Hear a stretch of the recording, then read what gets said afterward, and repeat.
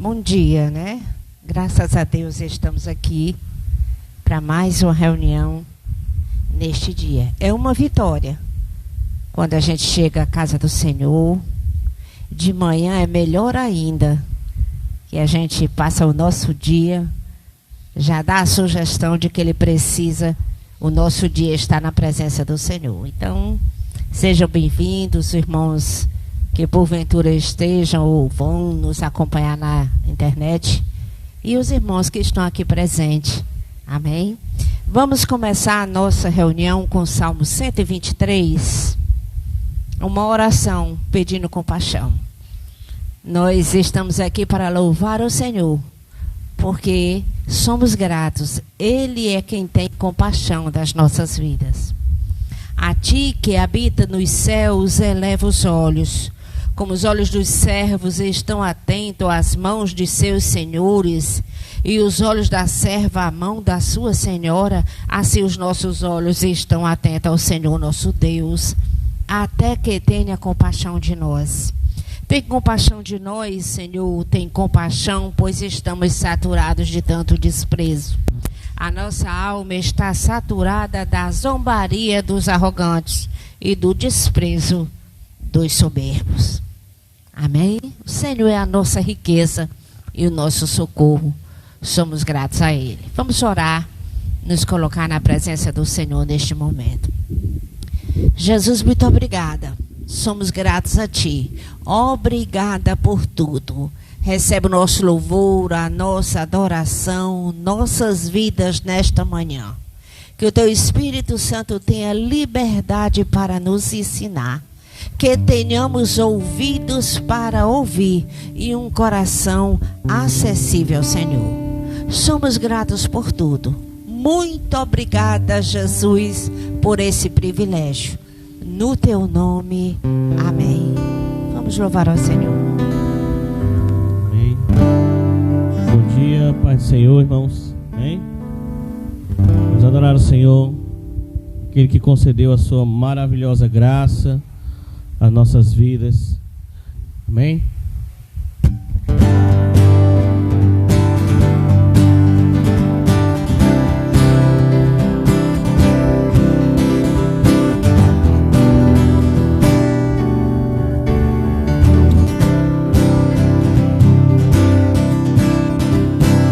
Quem tem poder sobre o pecado, o seu amor é poderoso, o Rei da Glória, o poderoso Deus. A terra treme com sua voz e nos deixa maravilhados, o Rei da Glória, o poderoso Deus.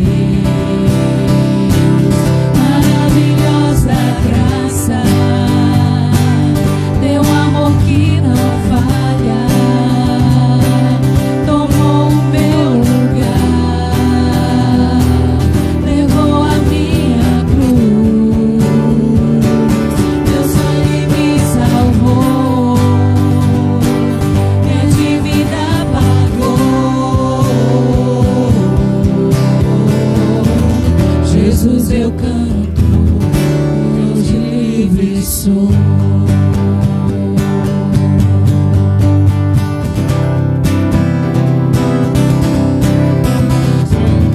És quem traz paz ao caos dos homens, és escudo aos indefesos, o Rei da Glória, o poderoso Deus. Rei de justiça sobre as nações, a luz que brilha na escuridão, o Rei da Glória, o poderoso Deus. Maravilhosa graça, teu amor que não falha, tomou o meu lugar, levou a minha cruz, teu sangue me salvou, minha dívida pagou.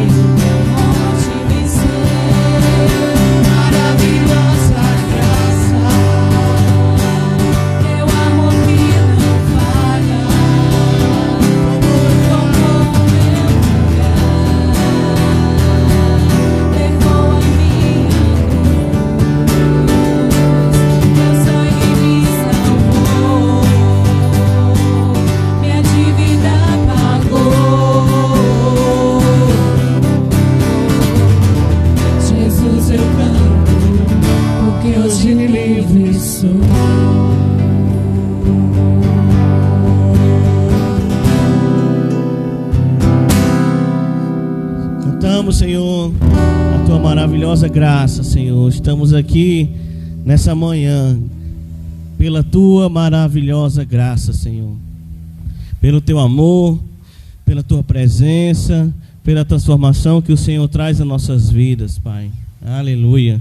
Os nossos olhos, Senhor, estão em ti. Aleluia.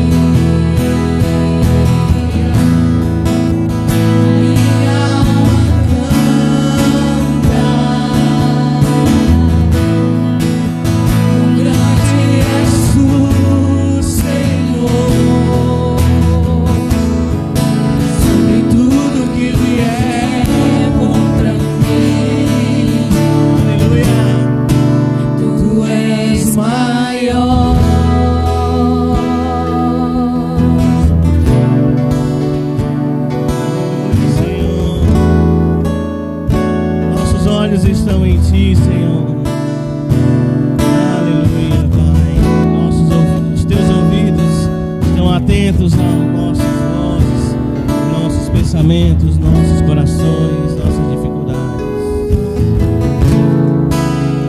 Meus olhos estão em ti. Posso deixar de te ver, seguro em tuas mãos.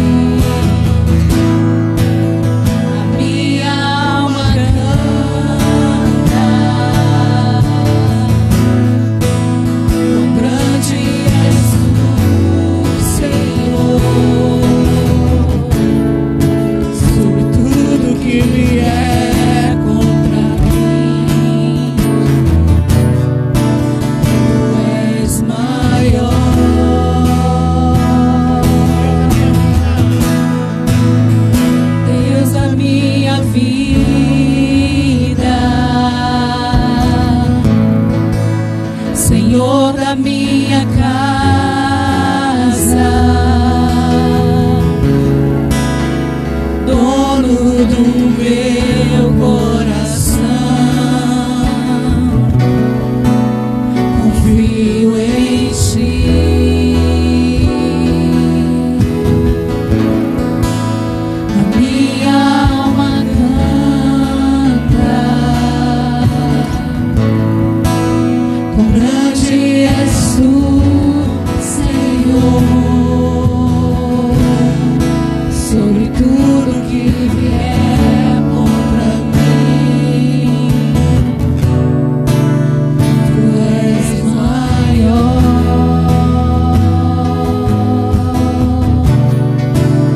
tu és maior,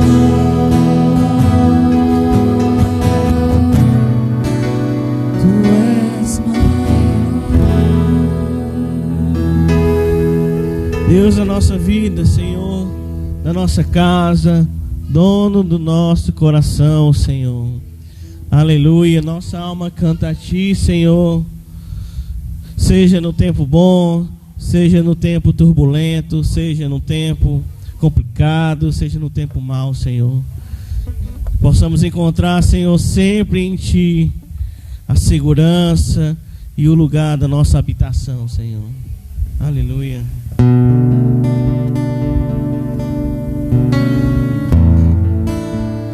Marcha bem mais do que mereço, Senhor.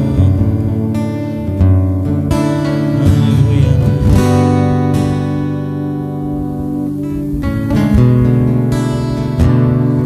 Louvar-te é bem mais do que eu mereço. Adorar-te é mais profundo do que eu pensei. Servir-te é tudo que eu espero. Mas quero O que mais quero é estar bem junto a ti. Derramar perante ti os meus anseios. A minha oferta nessa hora é a verdade e sinceridade. De te mostrar os meus primeiros sonhos. Ah, Senhor, como eu dependo de ti para me curar, para me ensinar o caminho que devo seguir. Podes me usar, Senhor, como tu bem queres. Abre o meu coração para me curar, para me ensinar o caminho que devo seguir. Podes me usar, Senhor, como tu me queres. Abra o meu coração. Senhor, essa é a nossa oração, Senhor. Louvar-te é bem mais do que eu mereço. Adorar-te Adorar-te é mais profundo do que eu pensei. Servir-te é tudo que eu espero. O que mais quero é estar mais junto a ti. Derramar perante ti os meus anseios. A minha oferta nessa hora é a verdade e sinceridade. De te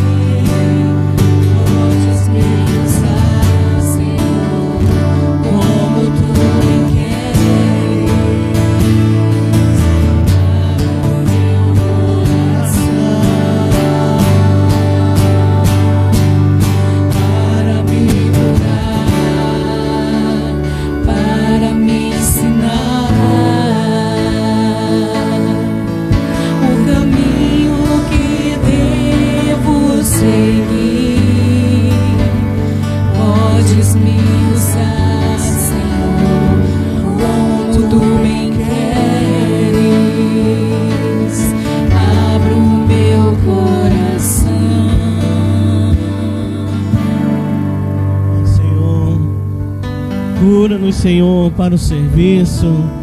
Cura-nos, Senhor, para ser usados por Ti, Senhor.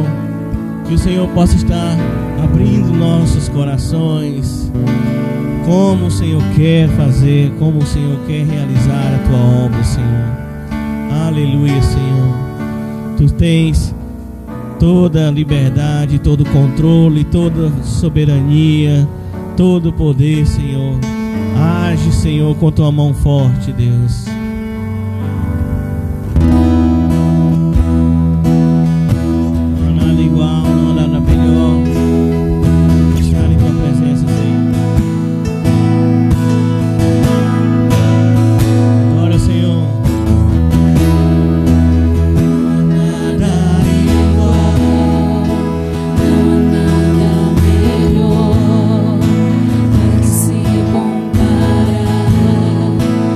Esperança.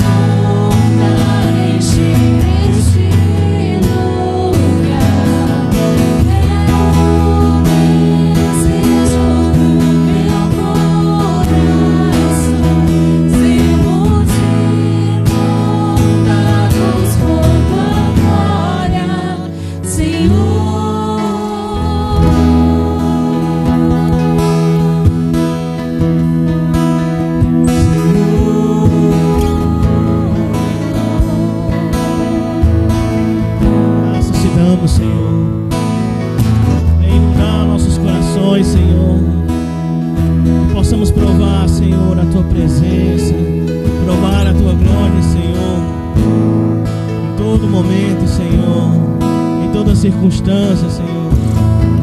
Enche-nos de Ti, Deus. Enche-nos do Teu Espírito Santo. Enche-nos da nova vida, Senhor. Enche nossas casas, Senhor. Enche nossos lábios, Senhor. Enche a nossa esperança, Senhor. Em nome de Jesus, Senhor. Te pedimos e agradecemos. Amém.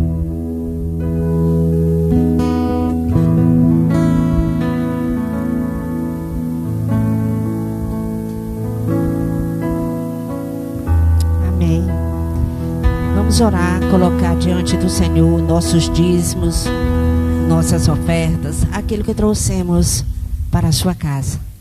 Que haja compreensão nos nossos corações.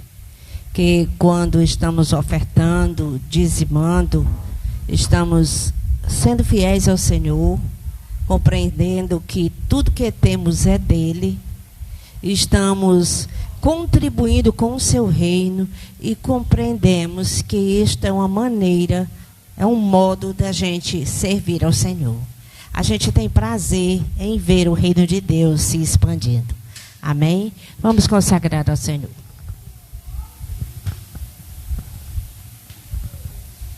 Senhor Jesus, te agradeço que mais uma vez nos encontramos na tua casa, Senhor, para louvarmos e engrandecermos o teu nome. Venha abençoar, Senhor, os irmãos, os dizimistas, os ofertantes da tua casa. Abre porta de emprego também para os teus servos, Senhor.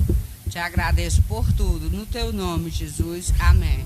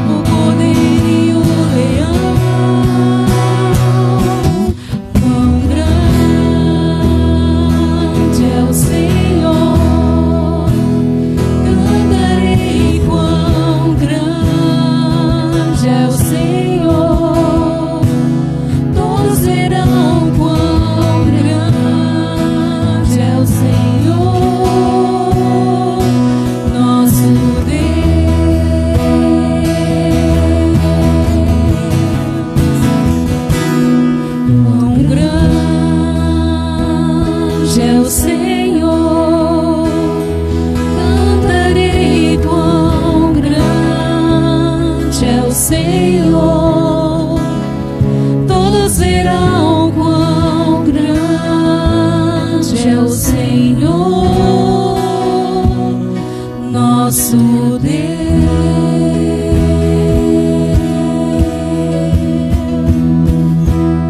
Amém.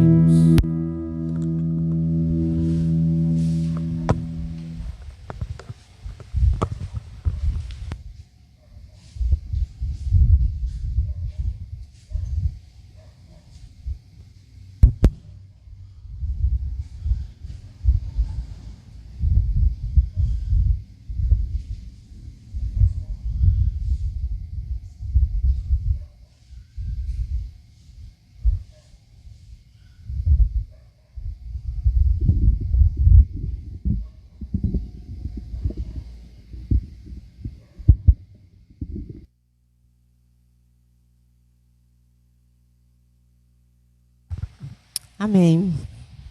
Vamos orar pelas crianças que vão para o cultinho.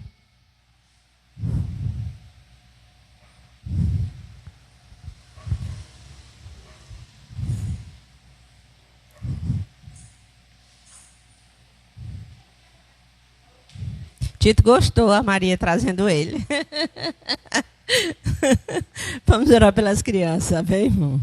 Fecha os olhinhos. Senhor, muito obrigada pela vida das crianças. Abençoa, Senhor, a tua igreja infantil. Guarda do mal. Prepara para desbravar o mundo com o teu evangelho. Ajuda as famílias, de tal forma que sejam educadas no temor do Senhor. Ensina, Pai.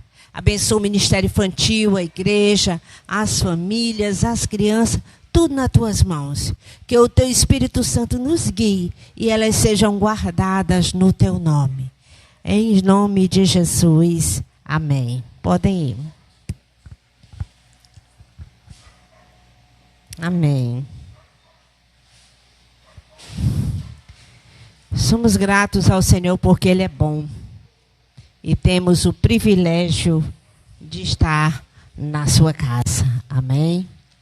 Queridos, às terça-feira nós temos reunião da igreja, culto de oração presencial. Amém?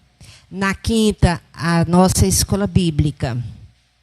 Terça e quinta, a nossa reunião é às 19h30, presencial na igreja. Amém? Domingo, nosso culto de celebração, esse aqui, a gente começa às 9 horas. Estamos fazendo pela manhã. Somos gratos ao Senhor, porque Ele é bom, tem nos dado esse lugar e a gente tem estado aqui para celebrar o seu nome e aprender o que significa e como devemos nos portar no reino de Deus. Amém? Somos súditos do grande Rei, o Senhor Jesus. Amém. Aos sábados nós temos aquela oração online, às 20 horas. Os irmãos estão participando, estamos felizes por isso. Convide outras pessoas, né? Vamos orar, convidar pessoas para vir à igreja. Essa é a nossa tarefa. O Espírito Santo faz, Ele é quem convence, mas quem convida e prega a palavra somos nós. O Espírito Santo faz o trabalho no interior, mas a parte externa cabe a nós, a cada um de nós. Amém? O Manuel está viajando, o Batista também teve um imprevisto, avisou, não pôde vir, mas graças a Deus estamos aqui. Amém, queridos? Somos felizes. Hoje vamos fazer um pouco diferente. Nós não vamos estudar Efésios, vamos estudar o livro de Marcos. Amém? Amém. Quem sabe a gente não fica mesclando Efésios e Marcos. Os irmãos vão ver no decorrer da palavra por quê. Amém? Vamos abrir nossas Bíblias no livro de Marcos, capítulo 1, versículo 1. Marcos 1 e 1. Pessoal que está nos acompanhando online, né? Seja agora no momento ou depois, sejam bem-vindos. Amém? A igreja ficou mais bem ventilada mesmo. Ela está. Amém? Graças a Deus, né? A palavra de Deus diz o seguinte, Marcos capítulo 1, versículo 1. Princípio do Evangelho de Jesus Cristo, Filho de Deus. vamos ficar por aqui. Amém? Vamos orar, nos colocar na presença do Senhor, pedir a sua ajuda. Jesus, nós somos gratos a Ti, pela Tua palavra, pelo Teu Espírito Santo que nos auxilie, pelo próprio Senhor. O Senhor afirma que veio a esta terra ensinar, então somos carentes de aprender. Ó Jesus, toma nossas vidas nas Tuas mãos e nos ensina. Nos ajuda a compreender que aprender significa fazer. Toma nossas vidas nas Tuas mãos. Nos ajuda neste momento. No Teu nome. Amém. Aleluia. Queridos, ao longo do texto de Marcos, nós já estudamos até Marcos aqui na igreja.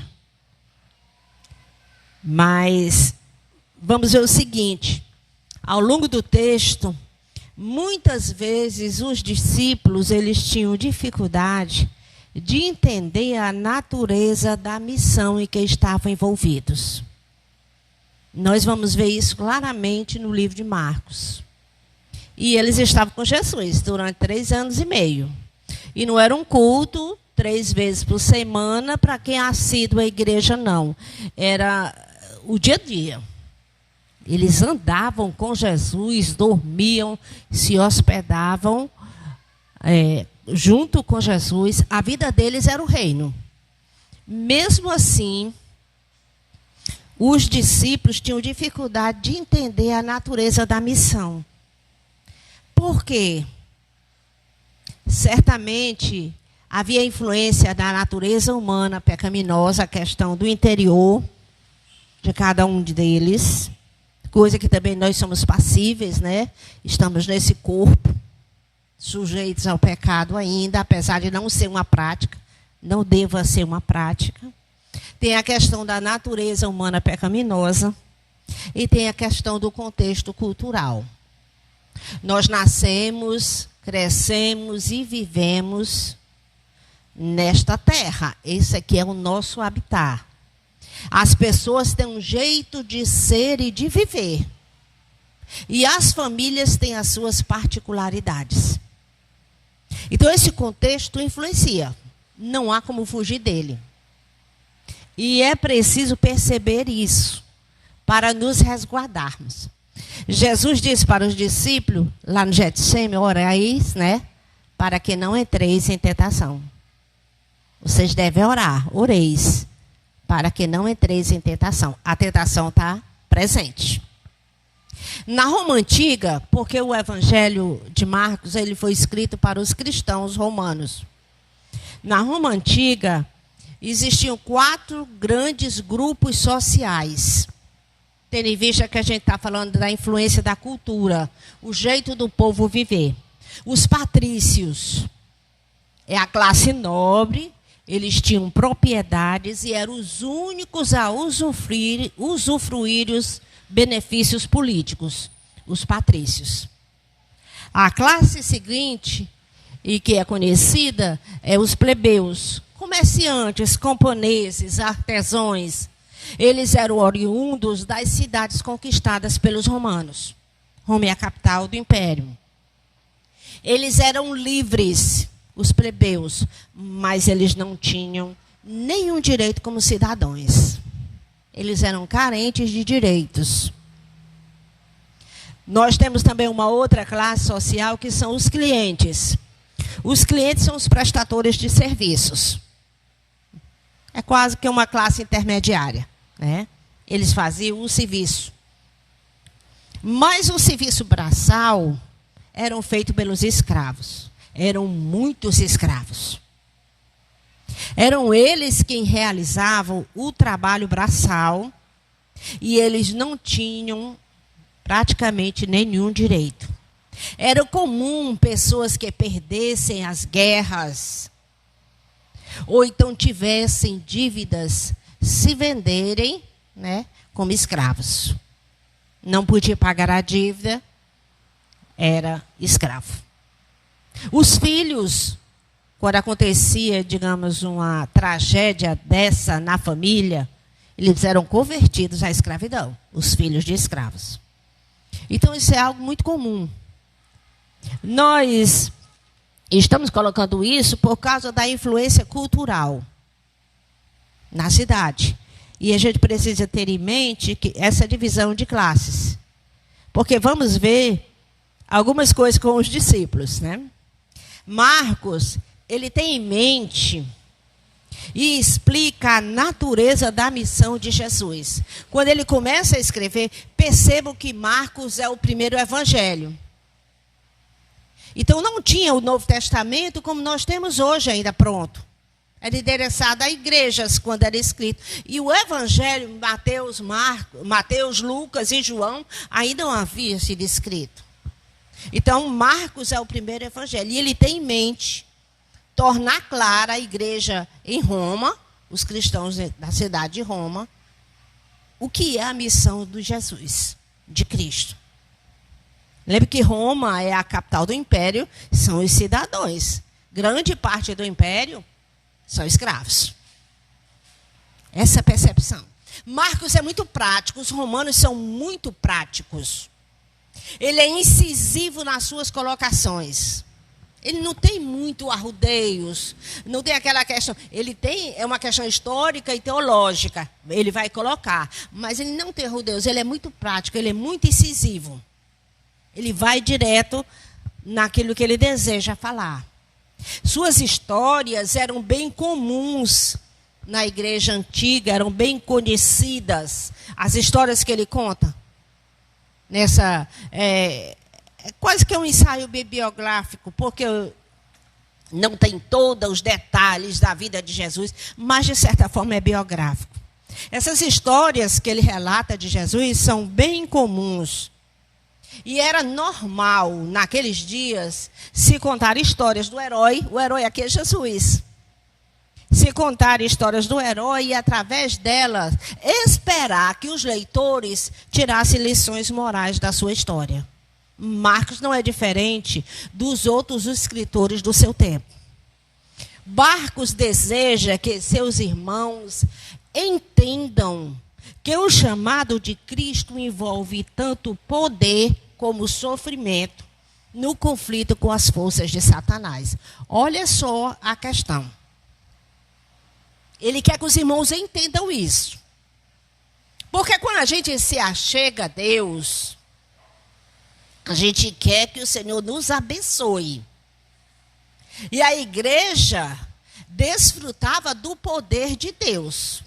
Em Efésios nós vimos a colocação muito clara do apóstolo Paulo de que o poder que ressuscitou a Cristo está à disposição da igreja. Isso era muito fluente e deve ser ainda hoje nos nossos dias na igreja. Então, o evangelho é poder. E ele está à nossa disposição, conforme Paulo aplicou e afirmou lá na igreja aos Efésios. Mas também é sofrimento. É preciso entender isso. A comunidade, os irmãos na fé, eles precisavam aprender que, em meio ao sofrimento, Deus ouvia as orações. Porque há uma tendência, tendo em vista que o evangelho é poder, de se achar que Deus não ouve as orações porque as coisas não estão acontecendo ao nosso bel prazer. Porque muitas vezes envolve sofrimento. E ele está recheado na nossa vida. Marcos queria que os irmãos entendessem isso. Está envolvido nos seus propósitos. Ele queria que os irmãos entendessem que Deus trabalhava em meio ao testemunho. Os irmãos iam sofrer algumas coisas, ou alguns não poucas coisas. Isso tem a ver com a vida terrena e o ambiente que ele estava vivendo. Eu, às vezes, digo, o ambiente que vivemos é hostil, apesar de muitos estarem descansando, inclusive na sua fé, na busca por Deus, mesmo tendo sido chamados, como se fossem parceiros no mundo. Não é bem assim, isso é um engano. Então, ele queria que os irmãos entendessem que Deus trabalhava, e uma maneira de Deus trabalhar é o testemunho da sua fé. Quando alguém diz assim, cadê o teu Deus que tu está passando por isso, aquilo, aquilo outro? Para nós, se não tivermos a percepção espiritual, podemos ficar entristecidos, somos humanos. Podemos tomar como uma afronta. Mas a pessoa está incomodada, ela pode estar incomodada porque permanecemos fiéis mesmo no sofrimento. Deus trabalha nisso. Ele trabalha nos corações. Então, ele trabalha no meio da sua comunidade, no mundo, por meio do testemunho e da fé dos membros do seu grupo, da sua família, da igreja. Alguns poderiam até passar pela experiência da morte. Dos apóstolos da igreja primitiva, só João, o autor do evangelho, o quarto evangelho, as 3 epístolas joaninas e o Apocalipse, morreu com morte natural em idade avançada. Então, essa ideia do martírio. Hoje, muitas vezes, a gente se queixa de qualquer sofrimento ou de qualquer trabalho mais duro. Isso não é nada diante do que é exigido de muitos. Marcos quer que os irmãos entendam isso. Ele pensava, e ele foi movido pelo Espírito a compreender que os irmãos precisavam aprender que o fracasso dos discípulos, por ainda não terem alcançado o padrão de vida na fé exigida por Jesus, não significava que Deus os tinha abandonado. O Senhor estava lá pronto para ajudá-los. Eu vou repetir. Os discípulos fracassaram. Isso é muito claro no livro de Marcos. E à medida que a gente vai falando sobre a necessidade que esse homem de Deus teve, talvez Marcos tenha observado isso pela sua própria experiência. Na primeira viagem missionária, ele foi e ele fracassou, ele voltou do meio do caminho. Posteriormente, Paulo não quis nem que ele fosse junto. Mas, com o tempo, Barnabé continuou cuidando dele, a necessidade do discipulado. Barnabé continuou cuidando dele e, com o tempo, ele foi reconhecido como fiel, tanto por Paulo como Barnabé. Por Paulo, Barnabé, que foi quem o discipulou, e por Pedro. Ele era o braço direito de Pedro. Nós percebemos isso claramente à medida que vamos fazendo todo o apanhado da história. Então, os irmãos precisavam entender isso. Você vai fracassar muitas vezes. Isso faz parte da vida, da nossa fraqueza. Mas você não pode se acostumar com o fracasso. As pessoas se acostumam com o fracasso, com o jeito delas serem. Foi assim que elas sempre viveram. Não pode. O fracasso vem, mas para que você enxergue isso, se apegue a Cristo. Supere essa dificuldade que você tem. Tanto eu como você. Todos temos, os discípulos tinham. E enquanto isso, a gente vai percebendo o agir de Deus. Ele não nos abandonou e Ele está pronto para nos ajudar. Está vendo como é maravilhoso o livro de Marcos? Eu desafio os irmãos, diante do que a gente estudar, vez por outra, no livro de Marcos, eu estou tentando entrar na parte prática, porque o livro de Efésios fala da nova comunidade de Deus. Eu chamo a sociedade ideal. O que a gente deseja. Não é o que os filósofos dizem, é o que Deus diz. A igreja como família de Deus, fazendo convergir todas as coisas em Cristo. Marcos está colocando como é que eles devem viver. Mas não como epístolas, como o apóstolo faz. Mas a partir da narrativa da vida de Jesus, da biografia, para que a gente olhe assim para o texto e diga assim, onde eu me encaixo aqui? E esse meu fracasso? Será que eu fracassei? Eu vou ficar no chão? Eu vou mudar? Essa questão. Está vendo como é rico o conteúdo? E a gente já tem em nosso auxílio muitos vídeos gravados, quando nós estudamos Marcos. Agora eu estou levando por uma outra abordagem. Assim espero, né? Outra coisa. Vamos dar agora algumas informações primárias do Evangelho. Marcos é parente de Barnabé. Atos 12, 25, Atos 12, 12. Já coloca desde cedo. Ele era jovem, né, e já tinha uma igreja na casa da sua mãe. Marcos é reconhecido o seu trabalho, o seu testemunho por Paulo, em 2 Timóteo 4:11. Posteriormente, depois daquele evento que aconteceu na primeira viagem missionária. Então, é possível mudar. Isso nos fala muito sobre isso. É possível mudar. Marcos era voluntarioso, digamos assim, no sentido de que ele fazia o que ele queria. Ele era jovem, imaturo. Ele começou uma viagem e deixou pela metade.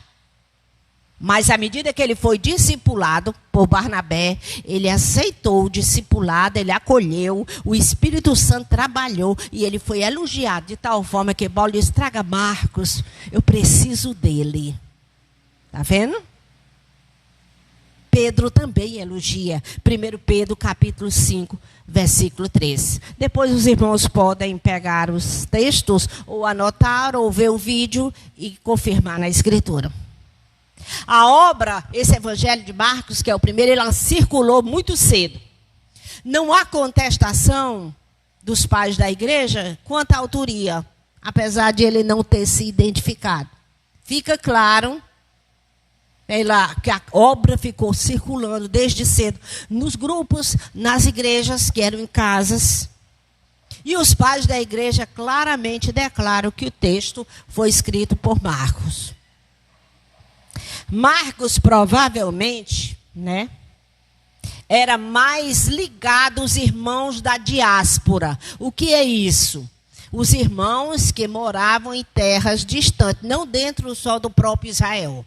Israel é antigo, é Galileia, né, Samaria, Judéia, 3 grandes regiões. Assim como no Brasil nós temos 5.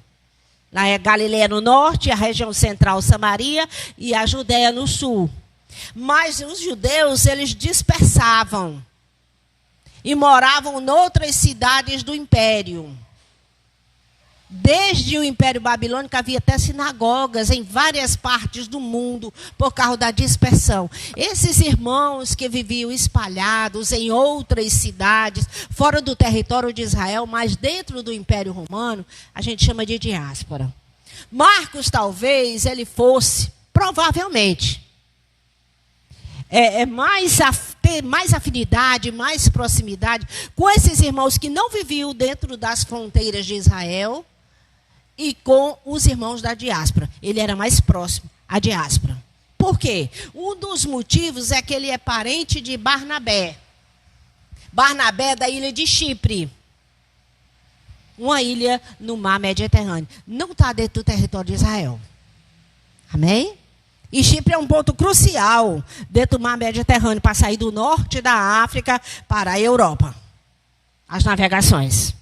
Então tem essa questão. Talvez por isso ele tenha escrito o livro de Marcos, destinado aos romanos. Uma outra coisa interessante para a compreensão do livro. Provavelmente ele foi escrito aí durante o reinado de Nero. Então é tempo de perseguição. Tempo de perseguição. Alguns estudiosos botam 59, 60, até 64. Ele é o primeiro evangelho. O público-alvo, cristãos romanos. O local, provavelmente, ele escreveu de Roma, a capital do império. Embora alguns estudiosos coloquem Galileia, Alexandria, como possíveis locais onde ele escreveu. A ênfase do livro de Marcos, do evangelho, é o sofrimento. Nos nossos dias, com a comodidade, né? A questão do conforto, o jeito que as pessoas vivem, o que a TV, as mídias propagam, falar de sofrimento e achar natural, buscar a solução em Deus. Não é nem que o sofrimento nos seja natural e a gente goste de sofrer. Nós não somos masoquistas, mas é natural em virtude do ambiente em que vivemos.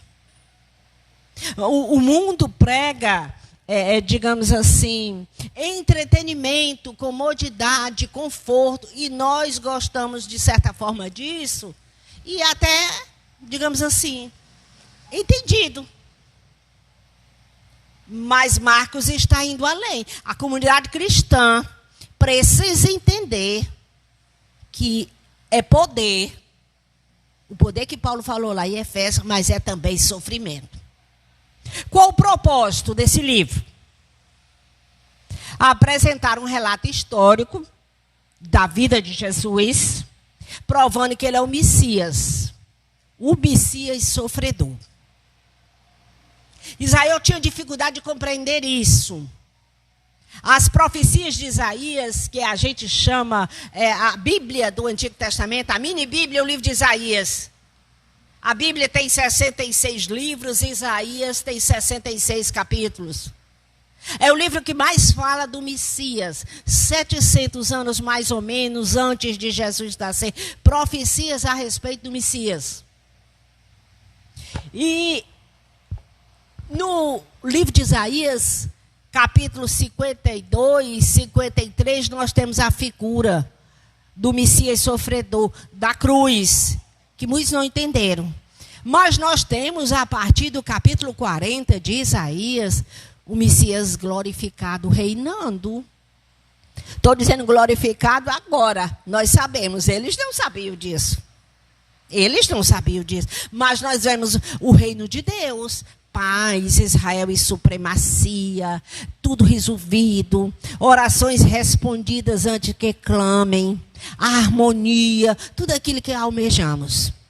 A natureza, inclusive da natureza, bota aquelas figuras, o leão, né? Pertinho da criança, da cobra venenosa, harmonia, coisas que a gente teme como naturais e habitando em conjunto. Os israelitas veem Jesus, o rei. Havia a promessa do Antigo Testamento do rei davídico. Eles esperavam um rei guerreiro, governante dos povos, a supremacia de Israel. Mas tem no meio dessa história um Messias sofredor, que parece que eles estavam cegos. Marcos quer que entendam. E ele apresenta o relato histórico de Jesus, provando que ele é o Messias, o sofredor de Deus. A história de Marcos vai passar por isso.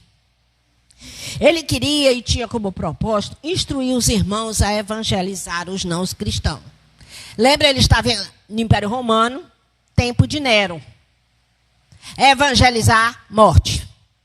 Nero é aquele que sediou Roma, botou a culpa nos cristãos, diziam que eles eram os pagãos, que eles comiam gente vivo, comiam carne humana.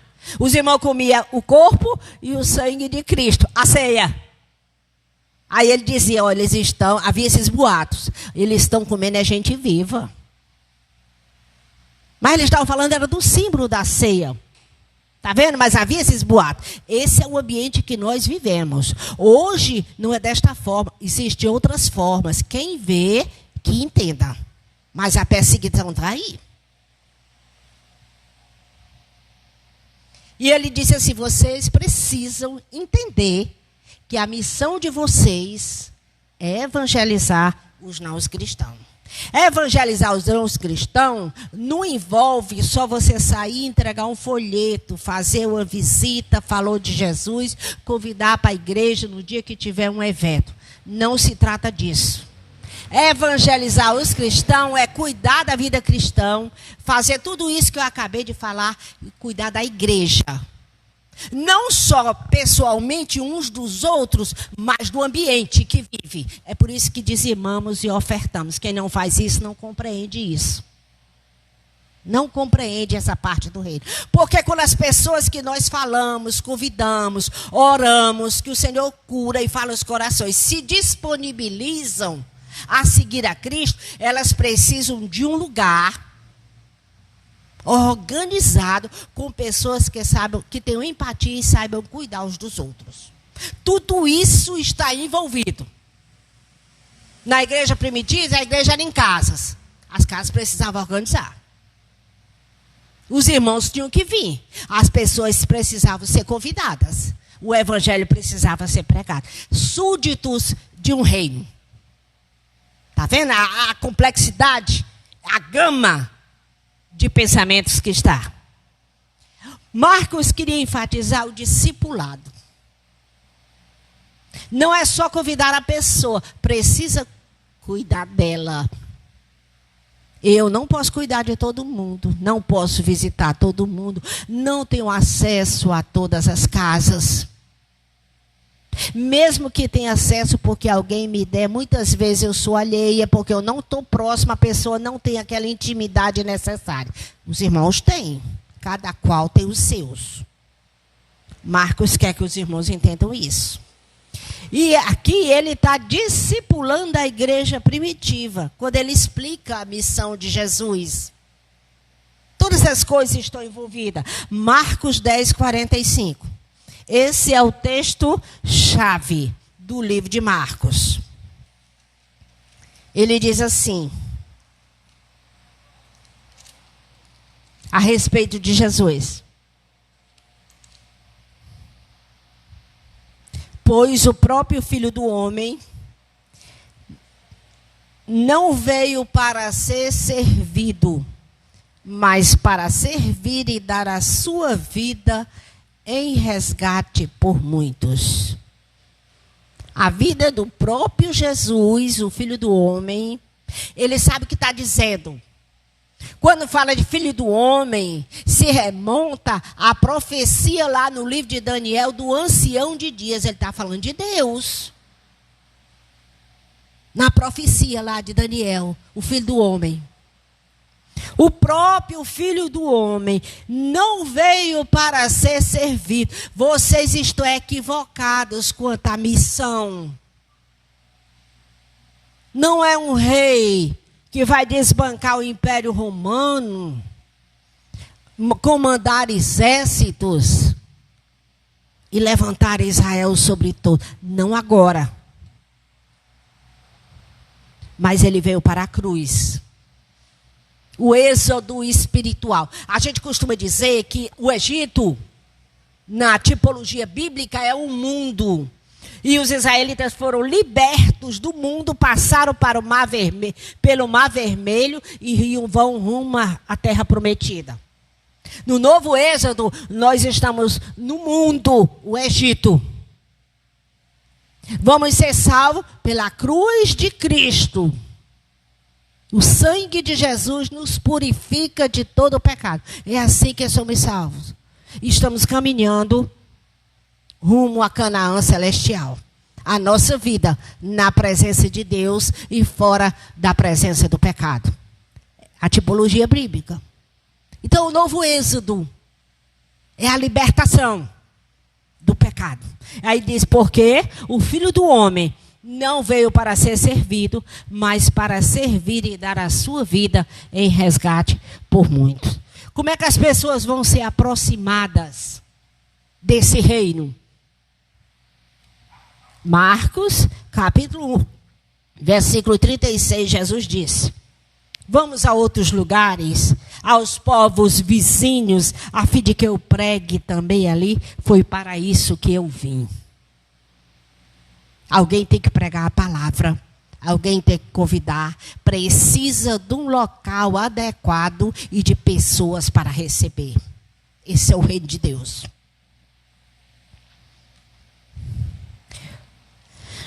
Queremos colocar também o que contém o Evangelho. O Evangelho é curtinho, né, irmãos? Mas vocês já viram quanta riqueza? Quantas coisas estão envolvidas? Não se engane, nossas vidas estão envolvidas em tudo isso. O que contém o Evangelho? Até certo ponto é biográfico, é a vida de Jesus. É um drama histórico. Ele está falando da realidade do Messias na terra, evangelizando. Mas também é teológico. Tem verdades teológicas dele. Evangelizar significa pregar boas novas. Na antiguidade, o Bruno já citou aqui, quando havia guerras, acontecia algo longe, não tinha esse sistema de correios, alguém saía correndo à frente. Era um corredor mesmo, para chegar e dar a notícia primeiro ao rei. Esse é o que trazia boas novas. Essa ideia surge daí. O evangelho são boas novas. E as boas novas é a salvação de Deus no mundo que está sobre a sua ira por causa do pecado. Constantemente, 3 grupos eram desafiados nesse evangelho. Isso é mensagem para a gente ouvir mais vezes, né? 3 grupos, até lendo o livro de Marcos, eram desafiados constantemente. Os discípulos, lembra? Colocamos já que eles fracassaram. Muitas vezes. Num primeiro momento. As multidões eram confrontadas. E os líderes. Isso é constante. Pufo, pufo, pufo. Marcos é pequeno, mas ele deixa muito claro. O propósito é apresentar Jesus, ele era o Messias, né? E ele tem temas quando ele vai apresentar. Como é que Jesus fez isso? Quando ele está apresentando. Tem temas. Tem 2 coisas que nós queremos destacar. Primeiro, o segredo messiânico e depois a questão do fracasso dos discípulos. O que é o segredo messiânico? Lembra quando a gente está lendo a Bíblia que Jesus diz, cura alguém e diz assim, você, quando sair daqui, ele curou o leproso. Ele diz assim, você vai e se apresente ao sacerdote, para ele declarar que você está limpo, o leproso. Mas não conte nada a ninguém. Não tem esse detalhe? E Marcos tem nisso com muita frequência. Não conte nada a ninguém. É o segredo messiânico. Jesus, na medida do possível, ele queria se ocultar. O que isso quer dizer? Hoje nós temos, digamos, muita gente na mídia. Muita gente explorando a imagem, né? Em cima das pessoas e em cima do evangelho. Não quero entrar em política, mas Bolsonaro não é crente. Mas ele usou temas teológicos cristãos para se eleger. E a igreja, de certa forma, parte dela validou. Mas ele não é crente. A postura e a dualidade é um escândalo, se você for olhar à luz da Bíblia. Essa questão, tem que ter esse cuidado. O evangelho não é mídia e não é para ninguém tirar proveito. É salvação para o perdido. É isso que o evangelho é. Salvação para o perdido. É preciso entender isso. Por que Jesus se ocultava? Em primeiro lugar, Jesus é o rei davídico. É o Messias prometido de Israel. Havia muitas promessas sobre a supremacia de Israel. Poder político e econômico e social. A perfeição. A sociedade real, a partir de Israel, um rei eterno, e a expectativa do povo não correspondia com o ministério de Jesus. Ele ia morrer na cruz, ele ia ser perseguido. Então Jesus tentava se ocultar. Muitas vezes as pessoas não entendem isso. O evangelho, irmãos, ele não tem a ver com status. Tem gente que quer status através do evangelho.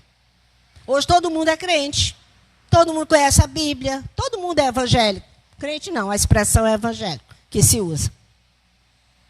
O evangelho não tem a ver com comodidade. Marcos está dizendo que o evangelho tem a ver com sofrimento. Eram 4 classes sociais em Roma que se destacam, né? São 4 classes sociais. Mas quem se destaca realmente são os patrícios. Que são os senhores, que têm proteção política, influência política e terras. Será que as outras classes não queriam chegar no topo lá e ser senhor? Com a natureza humana que a humanidade tem, a natureza humana caída, Havia essa busca por poder. Marcos está dizendo, o ministério é anônimo. É anonimato. Jesus sabia disso. Ele era o rei davídico. Mas não era o momento. É preciso entender que a gente pode identificar Jesus com os profetas do Antigo Testamento. E aqui já nos chama a atenção. Os profetas, os reis, os sacerdotes do Antigo Testamento. Principalmente os profetas, eles faziam a sua missão em lugares, digamos assim, fora do foco. Se eles tinham que falar com alguém, se afastavam, entendeu? Eles iam procurar a pessoa específica, naquele lugar específico, e diziam a profecia. E depois eles se ocultavam. Também tem a questão logística. Por que eles fugiam e se ocultavam, os profetas? Por causa da perseguição dos governantes. Jesus tinha pouco tempo para cumprir o seu ministério. Pouco tempo. E ele não podia atrair multidões demais, a demanda seria muito maior do que o que já era. Ele não ia dar de conta com os 12 apóstolos, alguns discípulos. E também ele ia atrair a perseguição dos poderosos antes da hora. Ele só tinha 3 anos e meio para pregar. Discipular os apóstolos. Conseguir alguns discípulos. Morrer na cruz, ressuscitar e voltar para o Pai.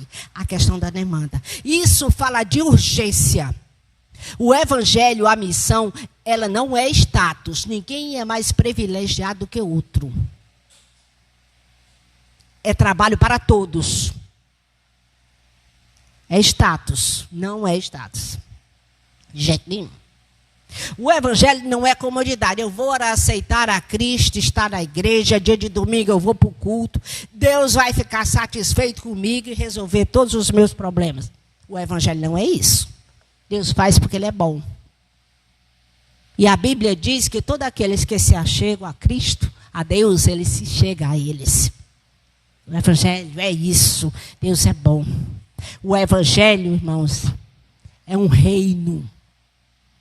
Tem um rei que é o Senhor Jesus, onde vão convergir todas as coisas. E tem súditos. Súditos trabalham. Tanto na questão material como na questão espiritual. Marcos coloca esse tema. Quando ele aborda o segredo messiânico, ele está dizendo, o evangelho é isso. Jesus ocultou-se. Não era hora. Ele tinha os seus, a sua pressa. Ele era o rei davídico. A glória, Jesus estava em carne, não tinha morrido nem ressuscitado. Não estava glorificado. A glória era do Pai. Ele deixa isso muito claro no livro de João. Por que temos que fazer o nosso serviço no anonimato? Não precisa ninguém ver. Cada um é para fazer a sua parte. Porque a glória é Deus, é de Deus. Ele é onipresente. Ele sabe o que você faz e o que você deixa de fazer. Como você age. Ele assiste todas as coisas. Nada passa despercebido aos seus olhos. O outro tema é o fracasso dos discípulos. Eles eram ignorantes o tempo todo quanto à missão de Jesus. O que é que significava aquele homem ali, fazendo aqueles milagres e ensinando aquelas coisas. E a missão deles mesmos. Marcos capítulo 6, versículos 7 a 12. Vamos ver só um pouco. Marcos 6, 7 a 12. Diz assim. Jesus percorria as aldeias vizinhas ensinando. Chamou os 12 e passou a enviá-los de 2 em 2. Dando-lhes autoridade sobre os espíritos imundos. Ordenou-lhes. Aí no versículo 12 diz assim. Então saindo eles pregaram ao povo que se arrependesse. Expulsaram muitos demônios e curavam numerosos enfermos ungidos com óleo. Mas eles não entendiam muito bem isso. Eles fizeram, Jesus deu autoridade. Mesmo assim, eles muitas vezes tropeçavam. Se confundiam. Em Marcos 4:40,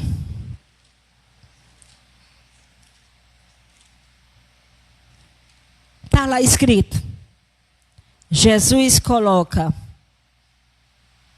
Então Jesus lhe perguntou: por que vocês são tão medrosos?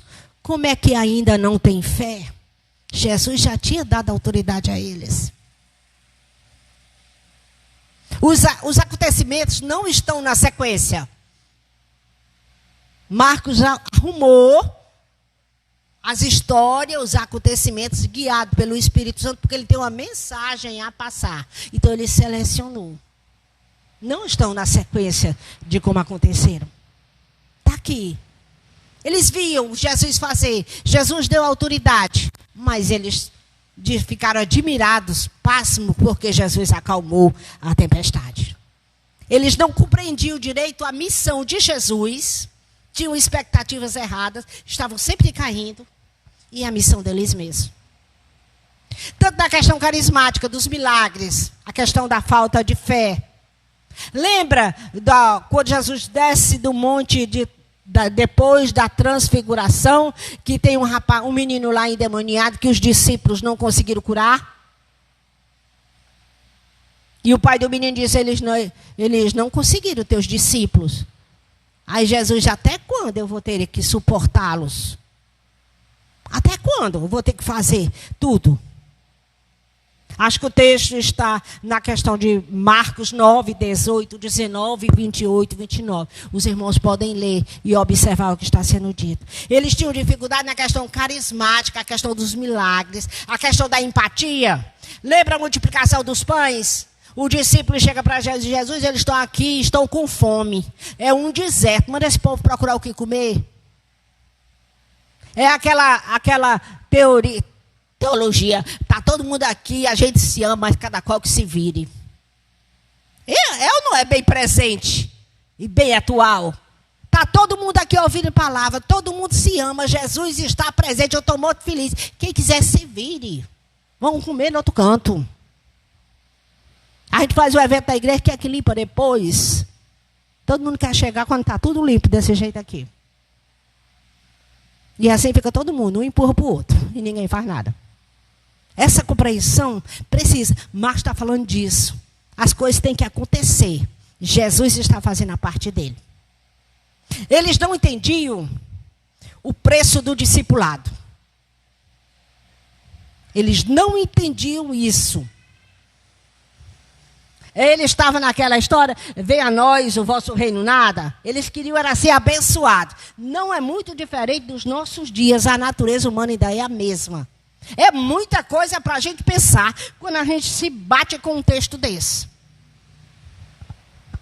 Eu tirei férias esses 3 dias, né? Passei o dia, li o livro de Marcos numa lapada só. Irmãos, que livro poderoso. Ore a Deus. A gente fica bem pequenininho. É livro para a gente se analisar. O preço de discipulado. Marcos 8.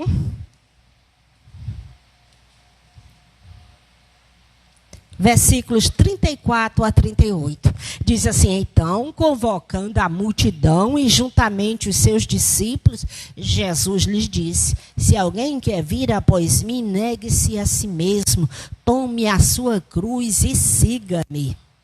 Pois quem quiser salvar a sua vida, a perderá. E quem perder a sua vida por minha causa e por causa do evangelho, esse a salvará.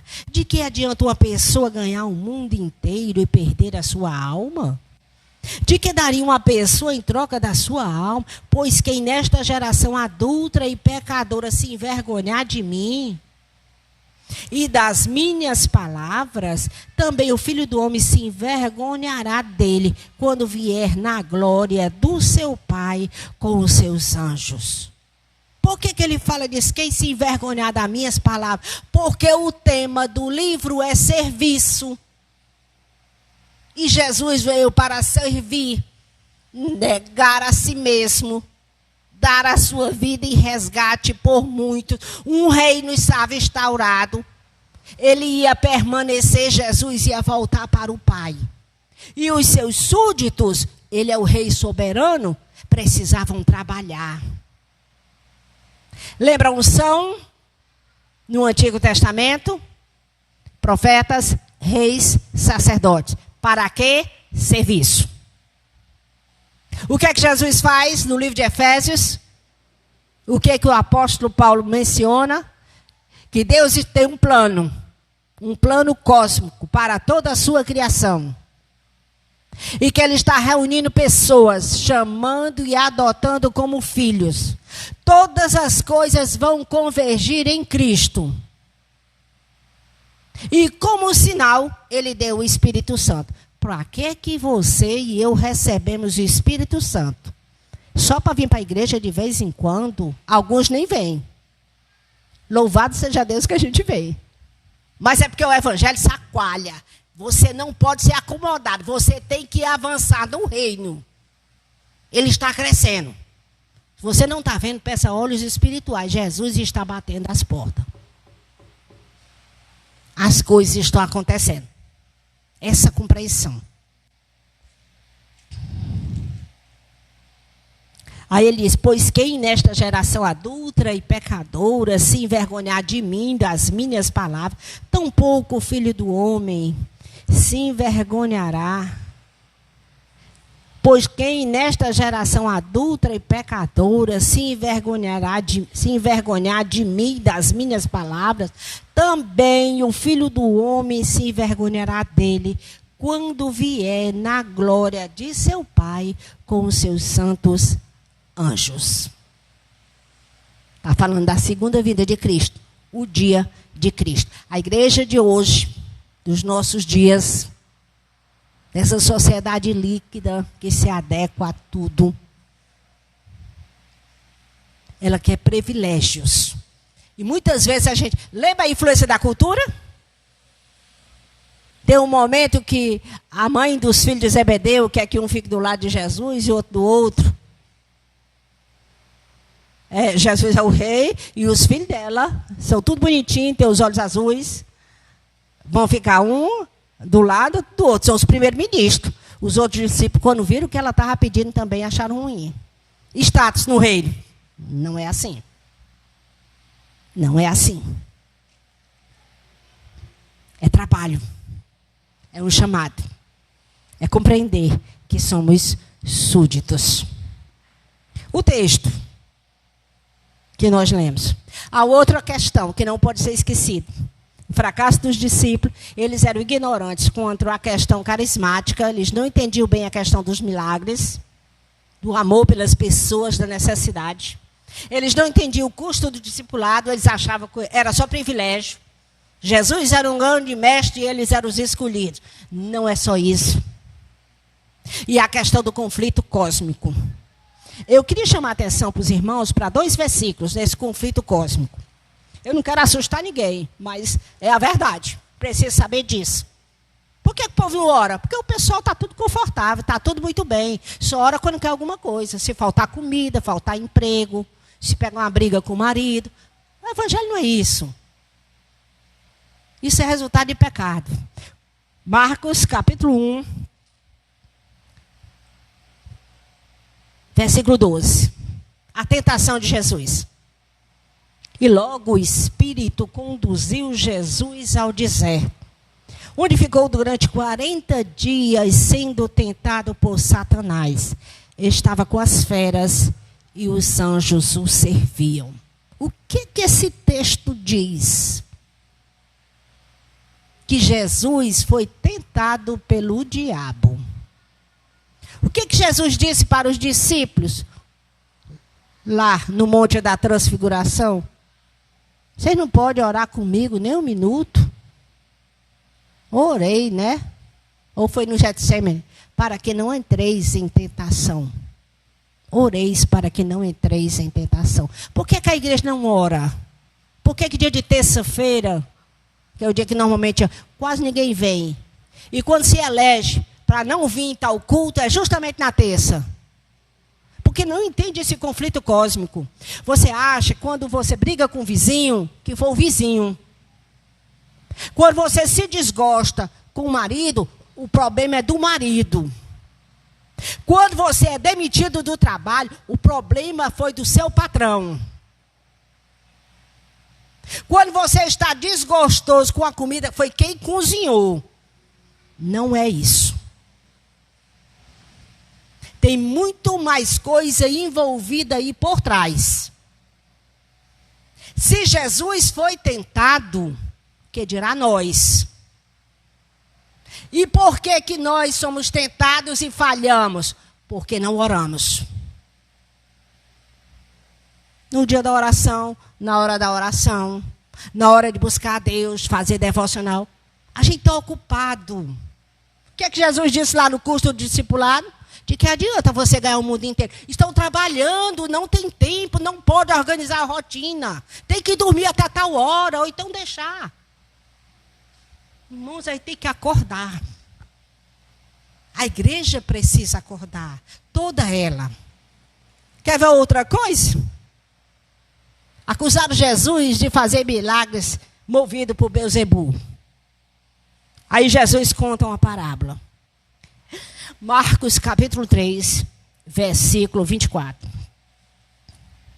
Se o reino estiver dividido contra si mesmo,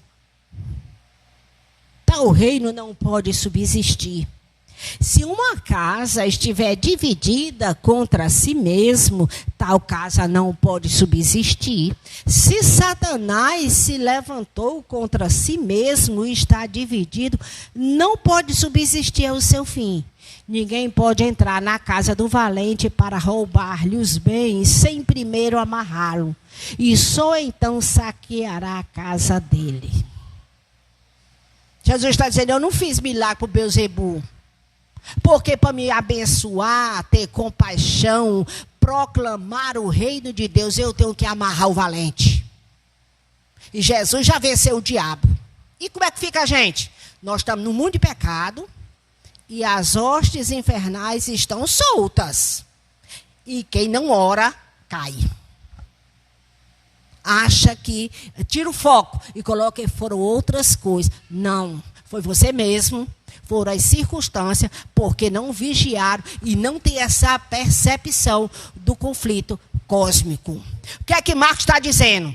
O evangelho é poder.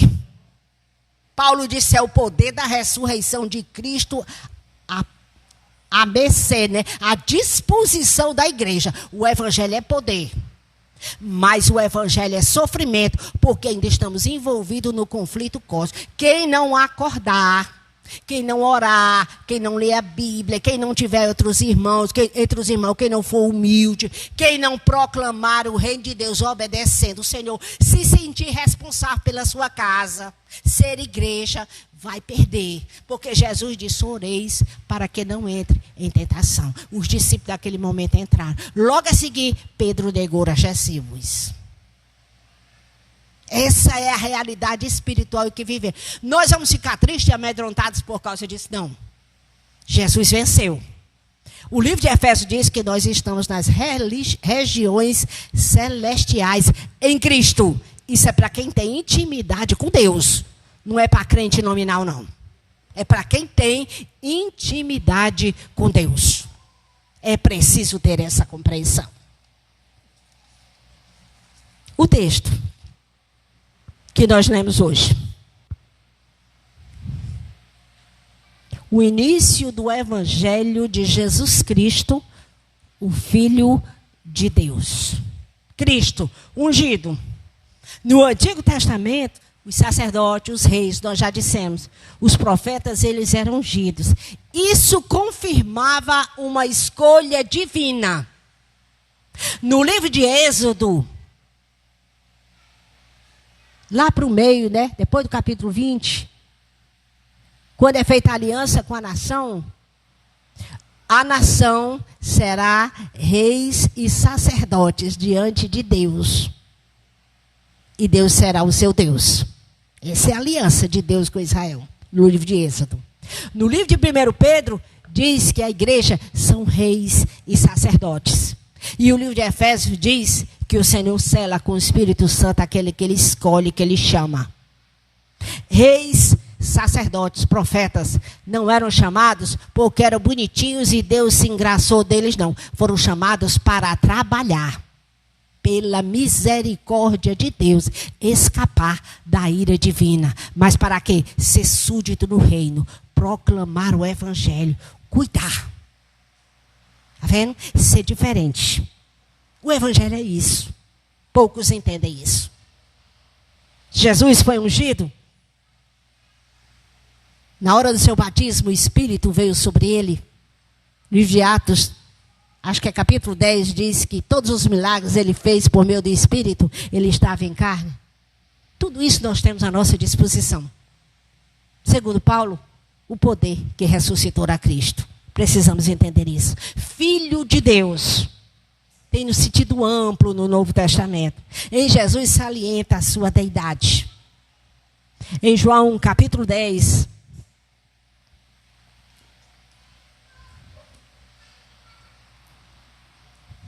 João 10, 38.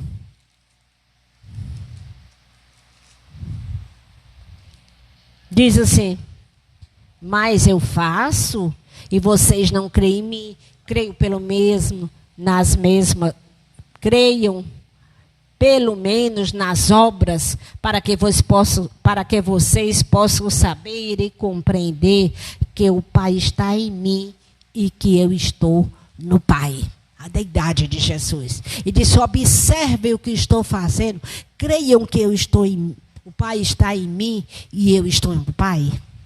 Então, o Filho de Deus, no Novo Testamento, anuncia a deidade de Jesus e fala da sua missão.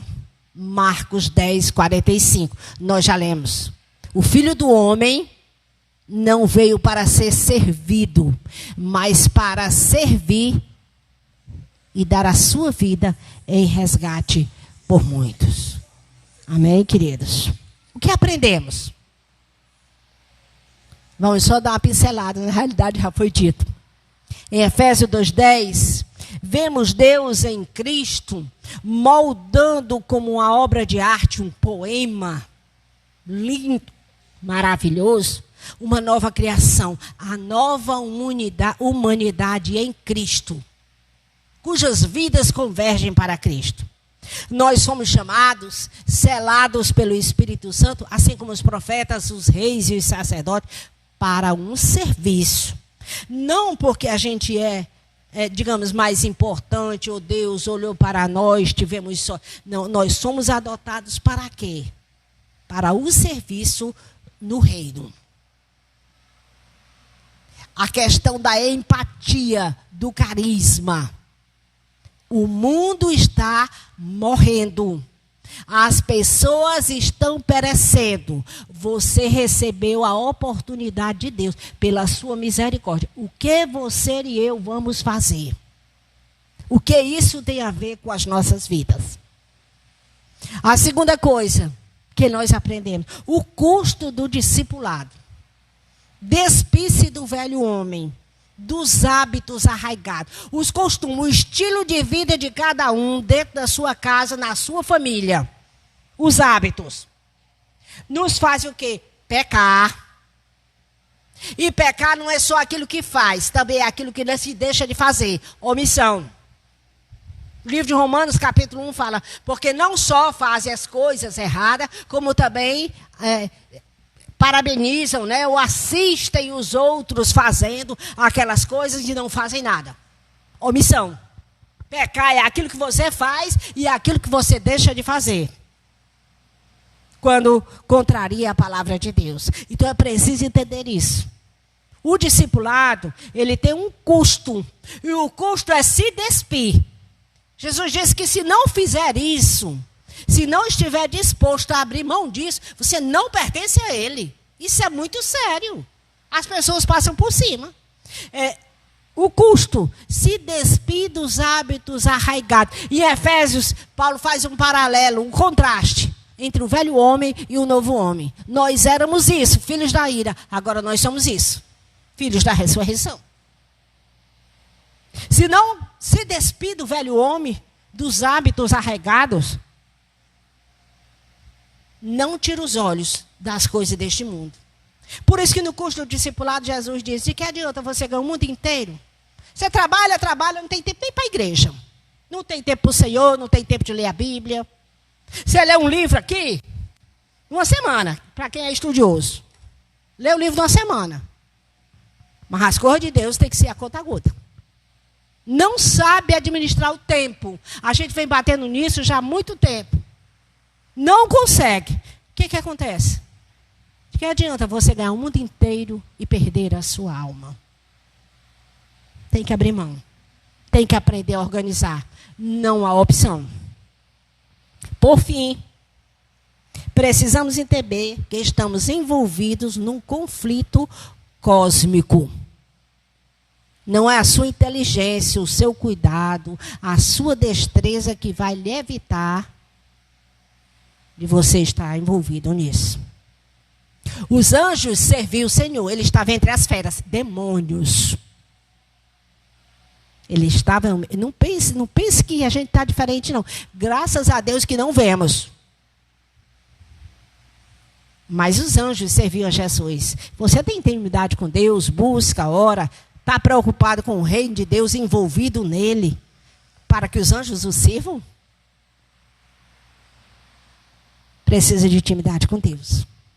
Irmãos, a gente gostaria de colocar, tendo em vista que a gente está estudando Efésios, e agora Marcos, que a nova comunidade, a igreja do Senhor, a família de Deus, precisa se dispor a perceber, não ser ignorante, como os discípulos foram muitas vezes. Pedro conseguiu, o apóstolo Paulo conseguiu, os outros discípulos conseguiram. Nós conseguimos. Não é porque a gente falha e erra que o Senhor vai nos abandonar, de modo algum. Amém? Mas nós precisamos fazer a nossa parte e nos colocar. A Bíblia coloca que nós somos soldados. Será que a gente vai ser aquele soldado que se senta e se esconde e manda os outros correr na frente? Jesus está vendo. Eu não é. Aí depois acontecem as coisas na vida, né? Os percalços da vida. Aí você não sabe por que foi. Ah, Jesus. Irmãos, vamos pedir misericórdia a Deus. Compreender essas coisas. Era isso que Marcos queria. Por isso que o livro, o texto chave do livro de Marcos é: porque o Filho do Homem não veio para ser servido, mas para servir e dar a sua vida em resgate por muitos. E o chamado de Jesus é radical. É a sua vida, é a minha vida. Então não tente ganhar o mundo inteiro e perder a sua alma. Fique com os olhos fitos no céu. E o Senhor dá o mundo nas suas mãos. É diferente. Vamos ficar em pé e vamos orar. Nos colocar na presença do Senhor. Vamos louvar, Bruno? Dá para a gente louvar? É bom a gente louvar. É tanta coisa que nós temos que pensar. Nós temos que pensar. Jesus, tenha misericórdia das nossas vidas e nos ajuda a vencer as nossas limitações para estarmos na tua presença. Nos ajuda a entender o que é ser súdito do reino do Pai Celestial. Aleluia. Louvado seja o nome do Senhor.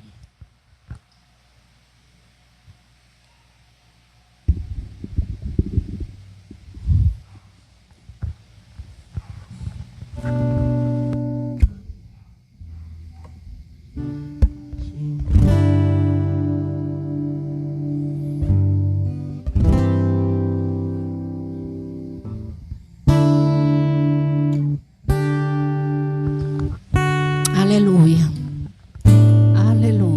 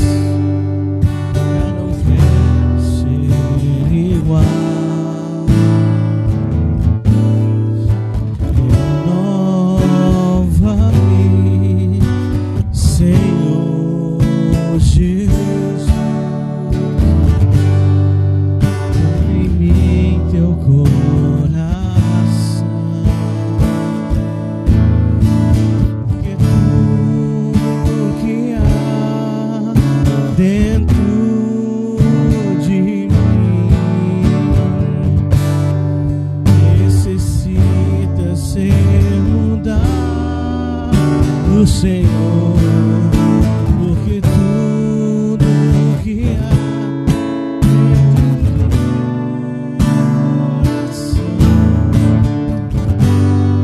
necessita mais de ti. Necessita mais de ti. Aleluia, Jesus. Jesus, abre os nossos olhos. Paulo orou para que os olhos fossem iluminados. Abre os olhos da maturidade. Nos ajuda a compreender a missão do Filho e a nossa missão, o nosso papel como tua família. Dá-nos da tua graça, da tua misericórdia. Tem misericórdia das pessoas que estão ao nosso redor, morrendo, envolvidos nessas coisas sem saber realmente em que estão envolvidos. Toma nas tuas mãos que haja salvação. Que a gente compreenda que a nossa missão não é enriquecer, não é viver a nossa vida individualmente, mas é pregar o teu evangelho e cuidar do teu reino. Nos ajuda a sermos fiéis como súditos, com o nosso trabalho, com o nosso tempo, com o nosso dinheiro, com a nossa boca. Sê conosco em todos os momentos.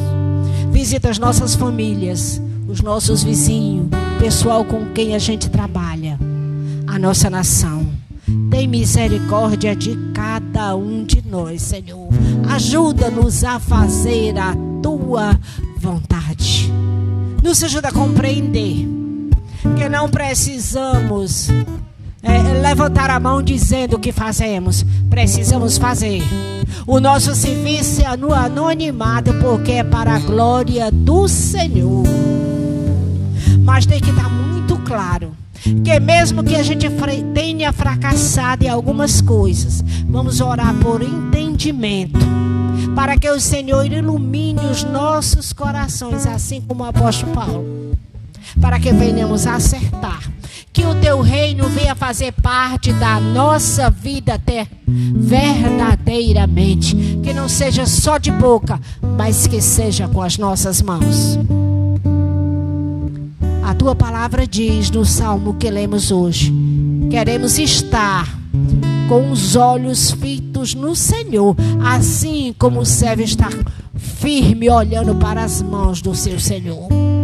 Nos ajuda a olhar para ti, a ser aquilo que está no teu coração, a nos entender como participantes da tua família e fazer aquilo que está no teu coração. Senhor, queremos te agradar. Nos ajuda, Pai. Nos dá coragem. Em nome de Jesus. Aleluia. Amém. Louvado seja o Senhor. Levante a sua mão para o céu. Que a graça do Senhor Jesus, o amor do Pai, o Espírito Santo, que nos fortalece, nos unge e nos empurra para o serviço, esteja à nossa disposição. Que venhamos entender isso hoje e sempre. Não só nós, mas toda a tua igreja. Amém. Amém. E a igreja diga amém. Deus abençoe os irmãos em nome de Jesus. Amém.